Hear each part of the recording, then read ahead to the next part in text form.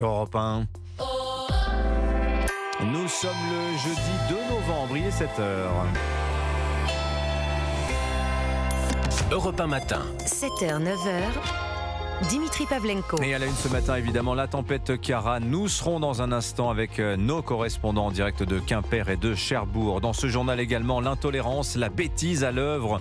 La justice ouvre une enquête après la diffusion d'une vidéo de chants antisémites dans le métro parisien.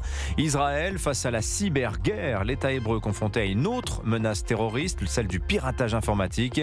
Et puis nous parlerons de l'Arabie Saoudite, tout proche d'obtenir le mondial de football 2034. Europe 1. Le journal de 7h sur Europe 1, Christophe Lamar. Bonjour Christophe. Bonjour Dimitri, bonjour à tous. Le souffle de la tempête Ciara. Météo France parlait d'un événement exceptionnel, prévision largement dépassée par endroits.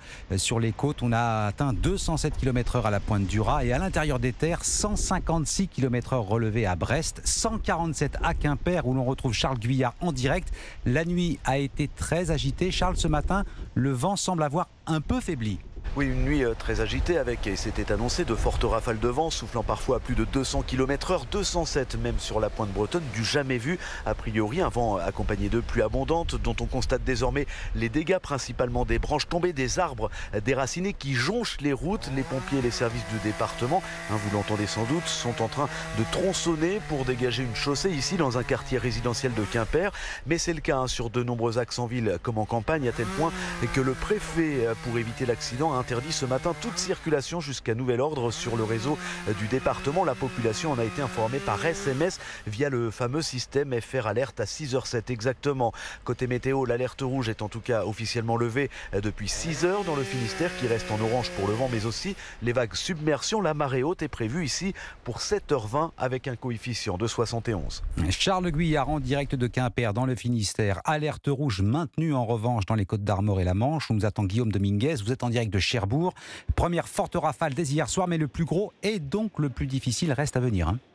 Oui, ça y est, ici, Ciaran se fait entendre. La pluie, le vent et des rafales qui atteignent déjà les 130 km/h et plus. Alors, je ne sais pas si vous l'entendez derrière moi, mais les mâts des bateaux sont ballottés par les vents dans tous les sens ici sur le port. Et c'est dans ces conditions que certains n'ont pas le choix de sortir pour aller travailler. Tristan travaille sur le port à la sécurité des navires amarrés. Faut vérifier que les bateaux bougent pas trop, que toutes les drisses sont accrochées aux mâts. Là, j'ai déjà raccroché 4 drisses. S'assurer qu'il n'y a pas un truc qui est en train de s'arracher ou de casser. Vous n'avez pas le choix de sortir là ? Là, non, la nuit a été assez courte. Là, on commence à être bien dans le dur. Ouais, il faut venir. C'est la sécurité de certains bateaux. Voilà, c'est dans ces conditions que la sécurité prime avant tout le reste. Guillaume Dominguez en direct de Cherbourg. Alors si les dégâts semblent limités pour l'instant, la prudence s'impose. À ces fortes rafales de vent, il faut ajouter le risque de submersion. On en parlait avec Charles Guyard en direct de Quimper. Risque de submersion pour les communes situées en bord de mer le long de la façade atlantique jusqu'au Pas-de-Calais. La tempête qui perturbe aussi le trafic ferroviaire dans plusieurs régions. La circulation des TER interrompue toute la journée des Hauts-de-France jusqu'à la Bretagne en passant par les Pays de la Loire. Trafic perturbé également en Ile-de-France et à Paris où ça souffle déjà fort. Arrêt total des lignes L, J et U du Transilien. Interruption partielle sur la ligne N et sur une partie du RER A. Voilà, Europe 1 sur le pont toute la journée pour vous faire vivre cette tempête qui rane la météo justement dans une vingtaine de minutes. 7h04 sur Europe 1. C'est un phénomène de plus en plus visible lié à l'actualité au Proche-Orient. L'antisémitisme s'exacerbe en France. Dernier triste exemple en date, cette vidéo tournée avec un smartphone sur la ligne 3 du métro parisien.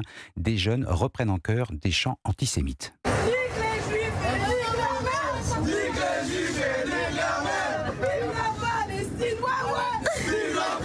Extrait largement diffusé sur les réseaux sociaux. Enquête judiciaire ouverte. Alexandre Chauveau, que voit-on précisément dans cette vidéo ?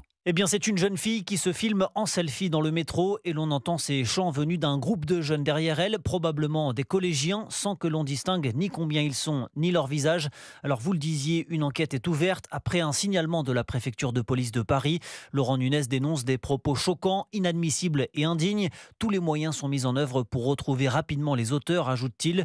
Enquête ouverte pour apologie du terrorisme, injures publiques liées à l'appartenance à une race ou une religion et provocation publique à la haine. peine. Des faits passibles de 5 ans de prison et de 75 000 € d'amende, sachant que les peines seront divisées par 2 si les délinquants sont mineurs. La vidéo, devenue virale sur les réseaux sociaux, a suscité beaucoup de réactions.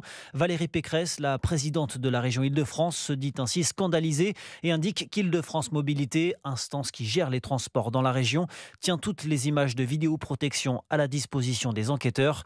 Depuis le 7 octobre, date de l'attaque terroriste du Hamas contre Israël, plus de 850 actes antisémites ont été signalés en France, selon le ministère de l'Intérieur. Alexandre Chauveau du service politique d'Europe 1. Autre enquête en cours, celle concernant les étoiles de David peintes au pochoir sur des façades d'immeubles à Paris. Injure antisémite ou marque de soutien à Israël, le parquet ne privilégie aucune piste. Un couple de Moldaves a toutefois été interpellé. Cet homme et cette femme affirment avoir agi sur commande.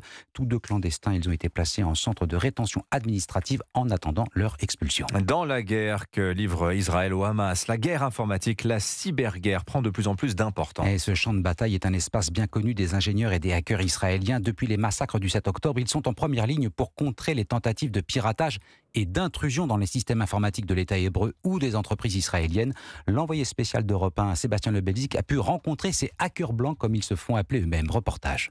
David Alouche est l'un de ces soldats du cyberespace. Petit génie de l'informatique, il est le doyen des hackers d'Israël.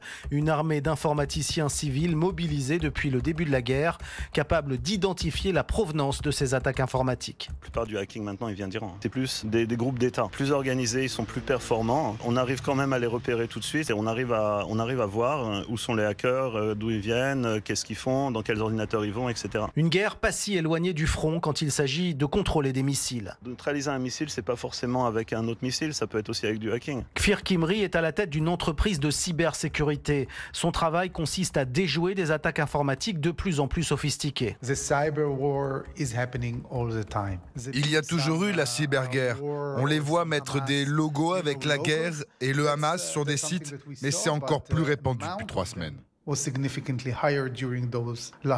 Tsahal est elle-même dotée d'une unité d'élite capable de traquer les pirates au fin fond de l'Internet et qui fait appel dans le plus grand secret au service de ces hackers patriotes. Tel Aviv, Sébastien Lebelzik, Europe 1. L'actualité, c'est aussi le football. Après le Qatar l'an dernier, l'Arabie Saoudite pourrait bien obtenir sa Coupe du Monde 2034. Le Royaume désormais seul candidat après le retrait de l'Australie. La Fédération internationale de football entretient le suspense, mais on ne se bouscule pas vraiment à la porte. Cyril Delamorinerie, c'est tout sauf une surprise. Oui, car l'Arabie Saoudite multiplie les investissements dans le sport. Formule 1, golf et bien sûr football. Le Royaume a attiré cet été les plus grandes stars du ballon rond. Cristiano Ronaldo, Karim Benzema, N'Golo Kanté. En misant sur le sport, le prince héritier Mohammed Ben Salman souhaite développer le tourisme et réduire sa dépendance au pétrole. Explique Kevin Vessière, fondateur du média Football Club Géopolitique. Il y a beaucoup de ces pays du Golfe Persique qui veulent en tout cas mettre en place des plans de diversification économique. Pour l'Arabie Saoudite, c'est un plan qui s'appelle Vision 2030 qu'ils ont lancé en 2016 pour développer aussi le tourisme parce que l'Arabie Saoudite restait un pays qui était quand même très fermé sur lui-même. Le sport, notamment à travers l'organisation de grands événements sportifs internationaux, ça permet d'accélérer tous ces projets-là. Mais les polémiques enflent. Pour ce probable mondial en Arabie Saoudite, il faudra construire 14 stades climatisés en plein désert, ce qui est une aberration écologique pour les associations de défense de l'environnement. Mais surtout, après les nombreux décès de migrants sur les chantiers au Qatar, certaines ONG craignent pour la vie de ceux qui construiront les enceintes dans le royaume saoudien. Cyril Delamorinerie. Merci Christophe Lamar, c'était votre